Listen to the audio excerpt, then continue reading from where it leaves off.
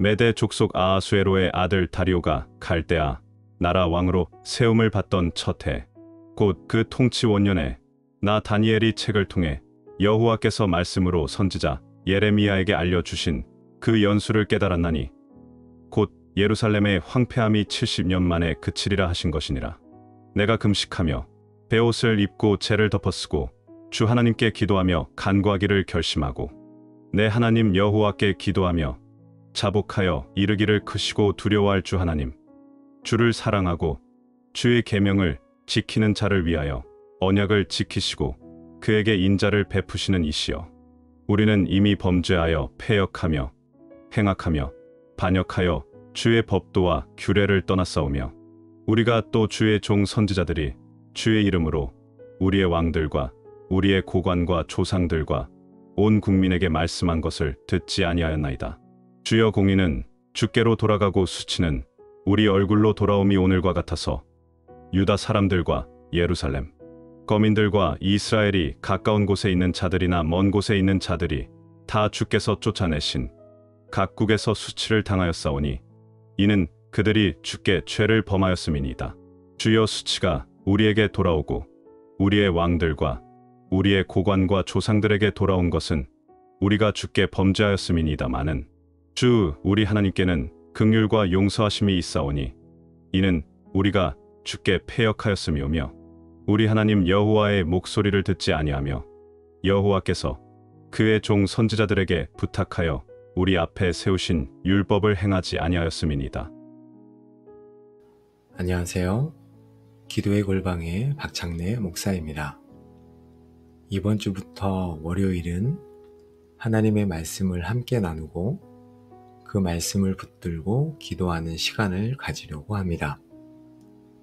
기도하는 시간이 조금은 짧게 진행되지만 우리 성도님들은 그 말씀을 가지고 기도의 시간을 따로 가지시면 좋을 것 같습니다. 첫 번째 말씀으로 어떤 본문이 좋을까 생각하다가 채널이 기도에 관한 것이기 때문에 기도에 관한 말씀으로 준비했습니다. 다음 시간부터는 더 다양한 본문을 가지고 여러분에게 말씀을 나누도록 하겠습니다. 시대가 지날수록 기도에 대한 우리 성도들의 열정이 많이 사라지고 있다라는 것을 많이 느낍니다.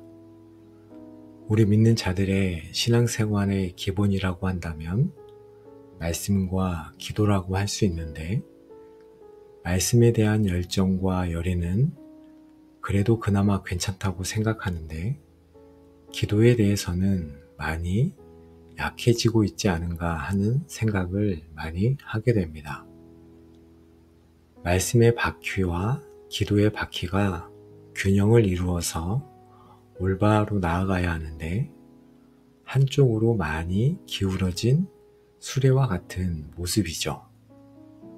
우리가 하나님께로부터 받은 말씀이 힘이 있고 올바르게 우리의 삶 가운데 드러나기 위해서는 기도라는 엔진에 불이 붙어야 하는데 이 엔진에 힘이 없는 것입니다. 오늘 본문을 통해서 다니엘의 기도를 보며 우리가 어떻게 기도해야 하는지 다시 한번 점검해 보고 결단하는 시간이 되기를 원합니다. 자, 그럼 배경을 한번 살펴보겠습니다. 자, 9장 1절 말씀에 보면 메대 족속 아하수에로의 아들 다리오라고 나옵니다. 여기서 아하수에로가 누구인가에 대해서는 정확하지 않지만 우리가 애굽의 모든 왕의 이름을 바로라고 하는 것처럼 아하수에로 또한 메데바사 제국의 왕 중에 하나다라고 해석을 합니다. 그의 아들 다리오는 우리가 다니엘서 6장에서 보았던 고레스라고 하였습니다. 고레스 원년, 그러니까 바벨론 제국이 무너지고 메데바사 제국이 정권을 잡았을 때를 말합니다. 이때 다니엘의 나이는 거의 80 초반에서 중반에 가까웠을 것입니다. 8장에서 다니엘이 양과 염소의 환상을 보았을 때보다 10년 정도의 세월이 더 지났을 때입니다. 다니엘이 젊은 16세의 나이에 포로로 끌려온 지 66년쯤 지난 시점인 것이죠. 자, 2절을 보시면 그때 무슨 일이 있었는가 하면 다니엘이 성경으로 여기는 예레미야 선지자의 책을 읽습니다. 예레미야 선지자를 통해서 하나님께서 말씀하신 그 내용의 책이 이스라엘 백성들에게 하나님의 말씀으로 받아들여지고 있었던 것입니다. 우리가 가지고 있는 구약의 책들이 성경으로 인정되지는 않았지만 예레미야서의 내용이 하나님의 말씀으로 이스라엘 백성들에게 읽혀지고 있었습니다. 그 예레미야서의 내용을 다니엘이 깨달은 것이죠. 이 내용이 어디에 나오냐면 예레미야 25장과 29장에 나옵니다. 자, 그러면 말씀을 한번 보겠습니다. 이 모든 땅이 폐허가 되어 놀랄 일이 될 것이며 이 민족들은 70년 동안 바벨론의 왕을 섬기리라. 여호와의 말씀이니라. 70년이 끝나면 내가 바벨론의 왕과 그의 나라와 갈대아인의 땅을 그 죄악으로 말미암아 벌하여 영원히 폐허가 되게 하되 여호와께서 이와 같이 말씀하시니라. 바벨론에서 70년이 차면 내가 너희를 돌보고 나의 선한 말을 너희에게 성취하여 너희를 이곳으로 돌아오게 하리라. 여호와의 말씀이니라. 너희를 향한 나의 생각을 내가 아나니 평안이요 재앙이 아니니라. 너희에게 미래와 희망을 주는 것이니라. 자, 70년이 차면 하나님께서 그 백성을 자기 땅으로 다시 돌아오게 할 텐데 하나님께서 그들을 향한 생각은 재앙이 아니요 평안이고 미래와 희망을 주신다고 약속하신 것입니다. 다니엘은 예레미야서를 읽으면서 이 70년의 기간이 거의 다 찼다는 것을 깨달은 것입니다. 이 사실을 깨닫고 한 것이 무엇이냐면 바로 3절에 나오는 기도입니다. 내가 금식하며 베옷을 입고 재를 덮어쓰고 주 하나님께 기도하며 간구하기를 결심하고 깨닫고 기도하며 간구하기를 결심합니다. 하나님께서 약속하신 70년이 지난 후에는 다시 이스라엘 나라가 회복될 것이다 라는 사실을 깨닫고 기도하며 간구하기를 결심합니다. 하나님께서 약속하신 이 말씀은 반드시 그대로 됩니다. 하나님께서 이 일은 반드시 이루시겠구나 하고 다니엘은 그냥 기다리기만 하지 않았습니다. 우리는 이렇게 생각할 수 있습니다. 어차피 하나님의 뜻이라면 당연히 될 텐데 내가 이렇게 한다고 뭐가 바뀔까? 하나님의 뜻대로 다 이루어지는데 내가 할 일이 뭐가 있을까요? 자, 이런 생각은 운면론적 사고입니다. 하나님께서 이 세상의 모든 것들을 이미 다 정하셔서 그 정하신 대로 흘러간다는 우리의 모든 일이 다 정해져 있다고 말하는 운명론입니다. 우리 기독교 신앙은 이것을 받아들이지 않습니다. 하나님께서는 그 뜻대로 이 세상의 모든 것을 이루시지만 우리와 아무 상관없이 그것을 이루시는 것이 아니라 우리가 기도하고 간구하고 행동하는 것을 통해서 그 뜻을 이루신다는 것을 성경을 통해 말씀하시죠. 예레미야서 29장 12절에서 14절 말씀을 보겠습니다. 너희가 내게 부르짖으며 내게 와서 기도하면 내가 너희들의 기도를 들을 것이요 너희가 온 마음으로 나를 구하면 나를 찾을 것이요 나를 만나리라. 이것은 여호와의 말씀이니라. 나는 너희들을 만날 것이며 너희를 포로된 중에서 다시 돌아오게 하되 내가 쫓아 보내었던 나라들과 모든 곳에서 모아 사로잡혀 떠났던 그 곳으로 돌아오게 하리라. 이것은 여호와의 말씀이니라. 예레미야서를 통해서 70년이 지나면 다시 돌아오게 될 것이라는 약속의 말씀을 주신 후에 뭐라고 하십니까? 12절에 너희가 내게 부르짖으며 내게 와서 기도하면 그 기도를 듣겠다라고 하십니다. 자, 에스겔서 36장 35절에서 38절도 한번 읽어보겠습니다. 사람이 이르기를 이 땅이 황폐하더니 이제는 에덴 동산같이 되었고 황량하고 적막하고 무너진 성읍들의 성벽과 주민이 있다 하리니 너희 사방에 남은 이방 사람이 나 여호와가 무너진 곳을 건축하며 황폐한 자리에 심은 줄을 알리라. 나 여호와가 말하였으니 이루리라. 주 여호와께서 이같이 말씀하셨느니라. 그래도 이스라엘 족속이 이같이 자기들에게 이루어 주기를 내게 구하여야 할지라. 얘가 그들의 수요를 양 때 같이 많아지게 하되 제사 드릴 양 때 곧 예루살렘이 정한 절기의 양 무리같이 황폐한 성읍을 사람의 때로 채우리라. 그리한즉 그들이 나를 여호와인 줄 알리라 하셨느니라. 황량하고 적막하고 무너진 성읍들을 세우고 그곳에 사람들을 내가 다시 보내줄 것이다. 그런데 37절에 그래도 이스라엘 족속이 이같이 자기들에게 이루어 주기를 내게 구하여야 할지라 라고 말씀합니다. 하나님께서는 당신의 백성을 통하여 하나님의 말씀을 이루시고 당신의 백성의 기도를 통하여 그 약속을 성취하신다고 말씀하시죠.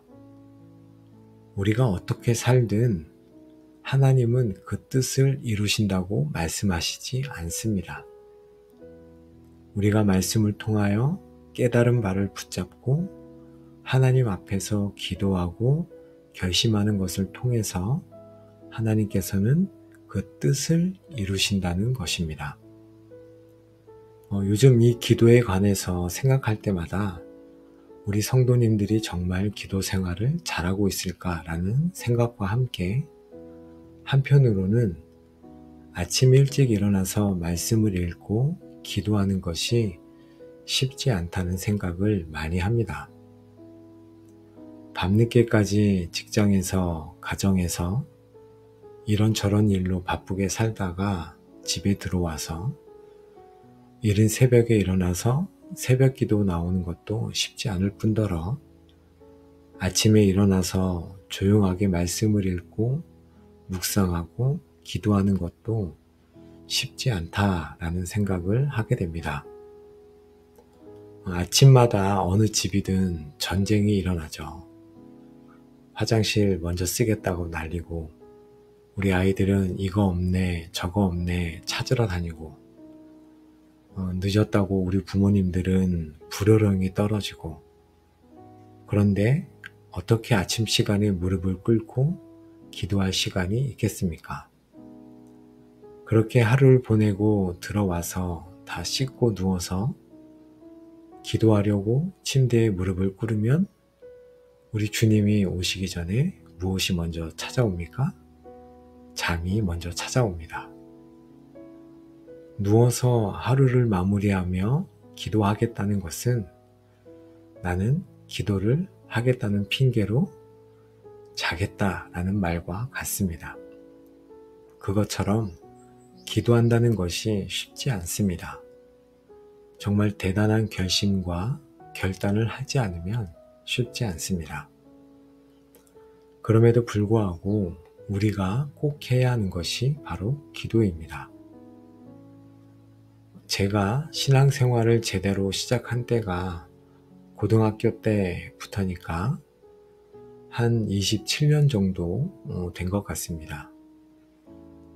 그래도 그때는 금요 기도회, 새벽 기도회에 많은 성도님들이 참석을 했었고 청년들은 물론 중고등부 학생들까지 새벽 기도회에 나오는 일이 많았습니다.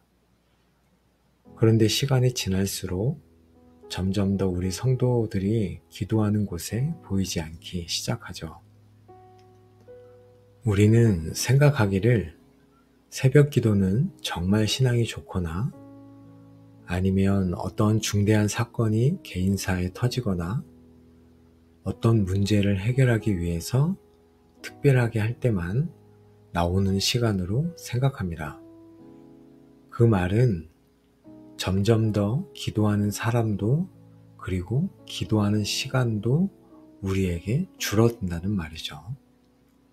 또 우리의 기도 생활을 보면 그 기도의 시간이 점점 줄어든다는 것입니다. 제가 청년들과 성도님들을 만나서 기도하십니까? 너 기도하니? 라고 물어보면 거의 대부분의 청년들은 쑥스럽게 그 자리를 회피하거나 고개를 흔듭니다. 간혹 기도를 한다고 하는 청년들이 있는데 정말 귀한 청년들이죠. 그런데 그 시간이 얼마나 돼? 라고 물으면 길게는 10분, 좀 더 길게 한다고 하는 친구들은 15분, 20분을 넘기지 못한다고 합니다. 그렇다면 여러분은 어떻습니까? 하나님을 만나는 조용하고 깊은 시간이 있으십니까? 자, 하나님의 말씀을 깨닫고 기도하기로 결심한 다니엘이 기도하는데 어떻게 기도하는가? 3절 말씀을 보겠습니다. 내가 금식하며 베옷을 입고 재를 덮어쓰고 주 하나님께 기도하며 간구하기를 결심하고. 금식하면서 베옷을 입고 재를 덮어쓰고 기도합니다. 금식을 한다는 것은 절박한 상황, 절체절명의 위기 상황에서 또 심각한 죄를 저지르고 회개하며 용서를 구하는 상황에서 취하는 기도의 자세입니다. 그만큼 간절하게 하나님께 기도했다는 것을 알 수 있습니다. 베옷을 입고 재를 덮어쓰는 행위는 하나님께 회개의 마음과 겸비함의 자세를 보이는 것입니다. 여기서 간구하다라는 히브리어 단어는 간절하게 애원하는 기도를 말합니다. 다니엘은 지금 메데바사 제국의 총리로 발탁되어 80이 넘은 나이에 가진 권력과 부를 가지고 평안하게 남은 여생을 보내며 자신의 나라가 해방되기를 기다릴 수도 있습니다. 그런데 그는 그렇게 하지 않습니다. 정말 애통하고 간절한 애절한 마음으로 하나님의 뜻을 위해서 자신의 백성들을 위해서 나라를 위해서 눈물로 기도하고 있다는 것입니다. 그러면 우리는 어떻습니까? 하나님 앞에 나가면서 정말 애절함과 간절함을 가지고 하나님께 울부짖고 있습니까? 하나님의 나라를 위해서 교회의 아픔을 보면서 눈물로 간구하고 있습니까? 이 나라가 정말 너무너무 힘들어지고 있는데 이 나라를 위해서 애절하게 기도하고 있습니까? 특별히 하나님의 나라가, 그러니까 하나님의 교회가 힘들어지고 있는데 그렇게 기도하고 있습니까? 다니엘은 지금 하나님의 뜻이라면 어떻게든 되겠지 하며 놓아버리는 것이 아니라 하나님을 붙들고 애통하고 간절한 마음으로 기도하고 있다는 것입니다. 자, 그러면 4절 그 기도의 내용을 보겠습니다. 내 하나님 여호와께 기도하며 자복하여 이르기를 크시고 두려워할 주 하나님, 주를 사랑하고 주의 계명을 지키는 자를 위하여 언약을 지키시고 그에게 인자를 베푸시는 이시여. 다니엘은 기도를 시작하면서 기도의 대상에 대해 상당히 길게 언급합니다. 기도를 하면서 제일 먼저 나오는 것이 무엇입니까? 4절입니다. 내 하나님 여호와께 기도하며 자복하여 이르기를 크시고 두려워할 주 하나님, 주를 사랑하고 주의 계명을 지키는 자를 위하여 언약을 지키시고 그에게 인자를 베푸시는 이시여. 하나님이 어떤 분이신지를 고백합니다. 크고 두려우신 하나님. 기도를 시작하면서 하나님에 대해서 그 하나님 앞에 서 있는 나라는 존재가 어떤 존재인지에 대해서 먼저 인식하고 있다는 것입니다. 어떤 하나님이십니까? 이 세상의 모든 만물들을 다스리시는 크신 하나님, 그 어떤 것과도 비교 불가한 위대하신 하나님, 또 두려우신 하나님이라고 고백합니다. 그러면 우리는 언제 하나님을 두려워합니까? 먼저 우리 피조물은 하나님의 광대하심 앞에서 그분의 전지전능하심을 목도하게 되면 두려워합니다. 그리고 또 언제 하나님을 두려워합니까? 하나님 앞에 죄를 지었을 때, 죄를 가지고 있을 때 두려워합니다. 그 죄로 인해 벌 받을까봐, 하나님한테 혼날까봐, 말씀대로 안 하면 뭔가 찝찝하고 손해보는 일이 생길까봐 두려워합니다. 그런데 이러한 두려움은 자녀가 아니라 종들이 가지는 두려움입니다. 이런 두려움 말고 사랑이 만드는 경건한 두려움이 저희 안에 있는지 한번 보기 원합니다. 자녀들이 할 수 있는 공경하고 존경에서 나오는 하나님께서 마음 아파하시는 것이 싫어서 하나님을 정말 사랑해서 나오는 경건한 두려움이 저희에게 있어야 합니다. 여러분, 죄의 핵심이 무엇인지 아십니까? 죄란 마땅히 하나님을 두려워해야 하는데 두려워하지 않는 것이 죄입니다.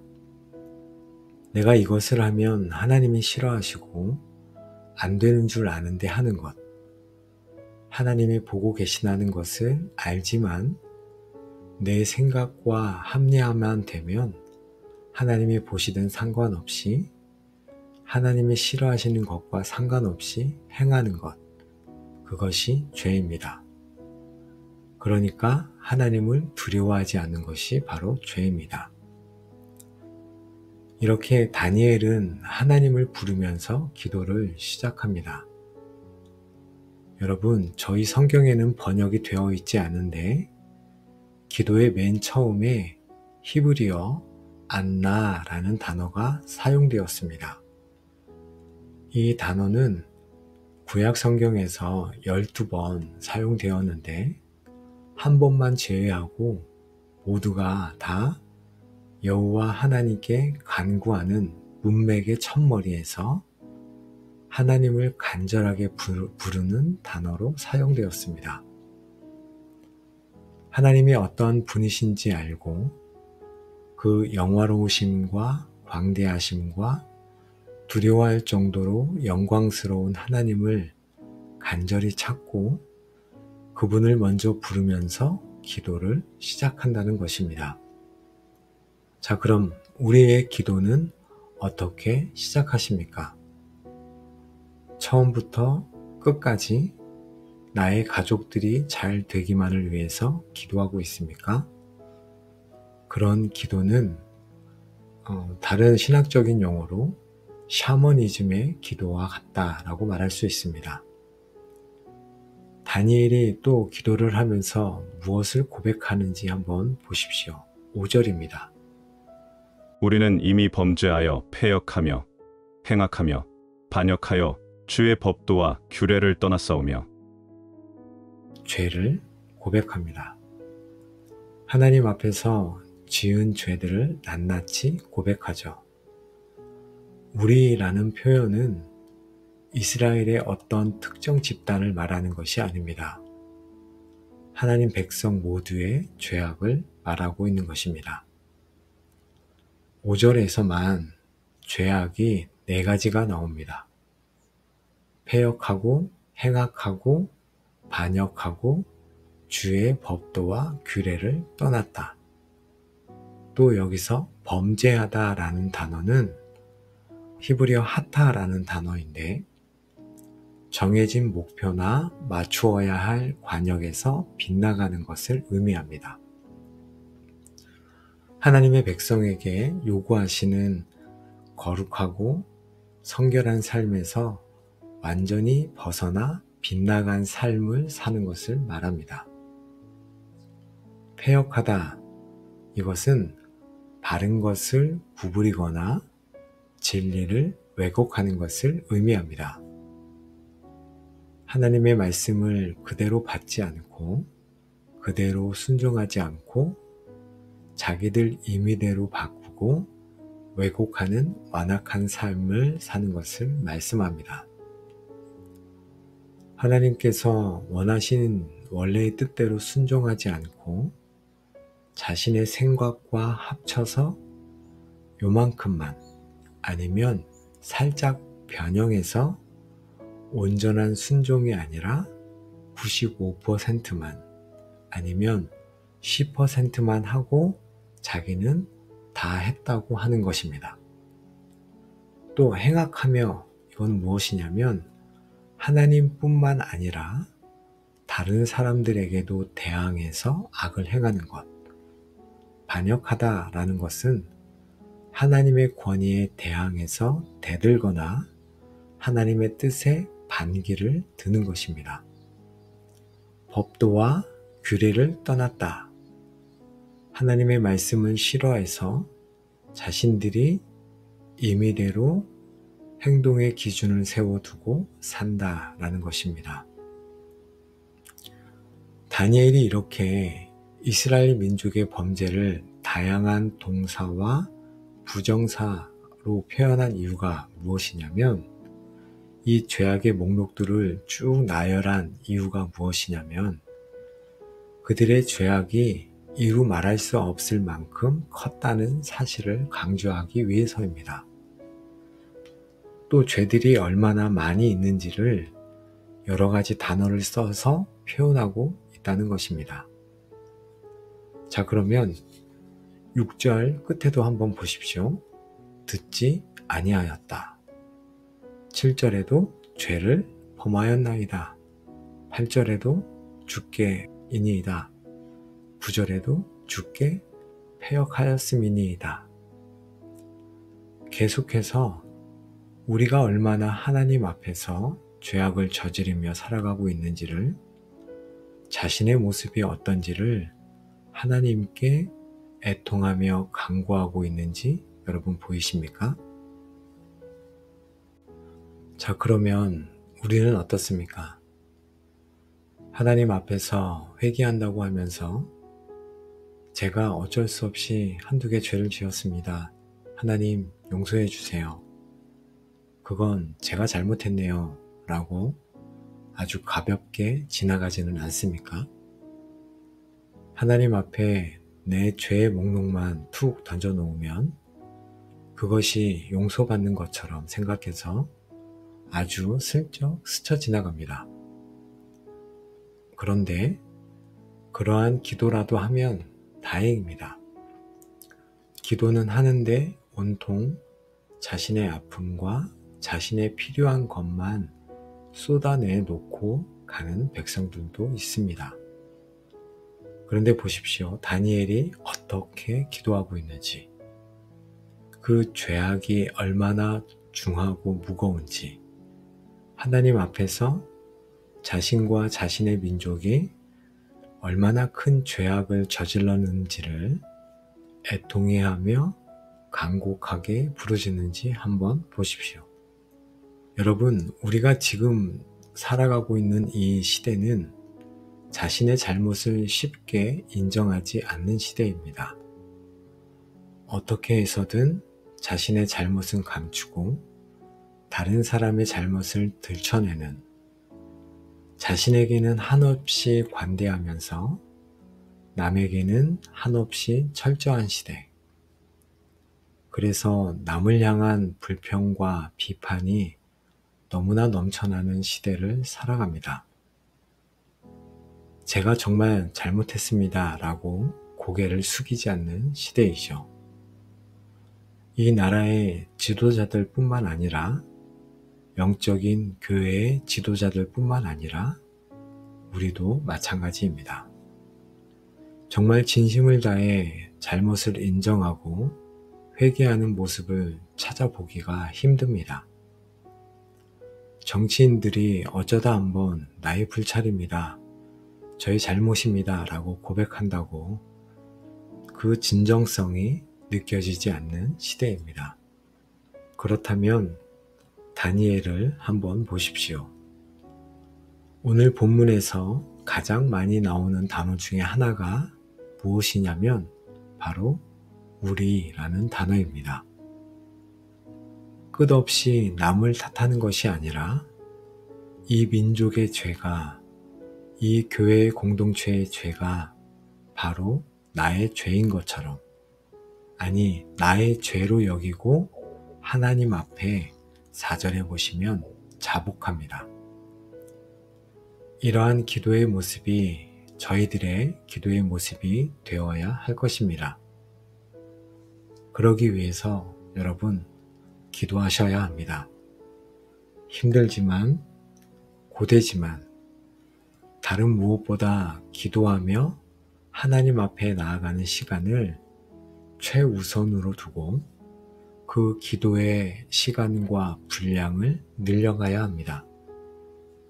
또 그 기도가 나의 육체적 원함을 위해서, 내 남편, 내 자식의 평안함을 위해서만 기도하는 것이 아니라 나의 죄 때문에, 이 공동체의 죄 때문에, 이 나라의 죄 때문에 하나님 앞에서 진정으로 두려워하며 애통하고 간절하게 하나님의 이름을 부르는 그런 기도를 해야 할 것입니다.